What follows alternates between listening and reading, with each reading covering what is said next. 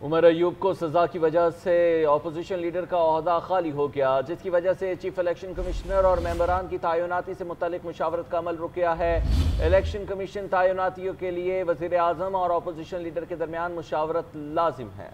जी बिल्कुल, आपको बताएं कि उमर अयूब को सज़ा की वजह से अपोजिशन लीडर का ओहदा खाली हो गया, जिसकी वजह से चीफ इलेक्शन कमिश्नर और मेंबरान की तैनाती से मुतालिक मुशावरत का अमल रुक गया। इलेक्शन कमीशन तैनातियों के लिए वज़ीर आज़म और अपोजिशन लीडर के दरमियान मुशावरत लाजिम है।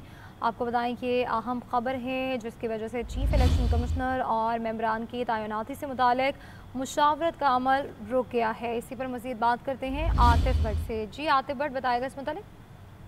जी, उमर अयूब को सजा से मुल्क में आईनी बहरान पैदा होने का खदशा हो गया है। उमर अयूब की नाअहली से आईनी अदारा की जो तैनातियाँ हैं उसका अमल भी मुअत्तल होकर रह गया है। चीफ इलेक्शन कमिश्नर और 2 मेंबरान की तैनाती से मुतल्लिक मुशावरत का अमल भी रुक जाएगा। उमर अयूब को सजा की वजह से अपोजिशन लीडर का ओहदा जो है वो भी खाली हो जाएगा और इलेक्शन कमीशन तैनातियों के लिए वज़ीर आज़म और अपोजिशन लीडर के दरमियान आइन के तहत मुशावरत लाजिम है। नए अपोजिशन लीडर की तैनाती तक मुशावरत का जो अमल है आइनी ओहदों के लिए वो तो तासुल का शिकार होगा। चीफ इलेक्शन कमिश्नर और 2 मेंबरान कमीशन की जो मुद्दत है वो 25 जनवरी को मुकम्मल हुई थी। वज़ीर आज़म शहबाज शरीफ ने 16 मई को मुशावरत के लिए अपोजिशन लीडर को खत लिखा था और अपोजिशन लीडर ने भी वज़ीर आज़म को उसका जवाब दिया था। ताहम उमर अयूब को अब इंसदाद दहशतगर्दी अदालत से सजा हो चुकी है और उसके बाद अब ये आइनी बहरान पैदा होने का खदशा पैदा हो गया है।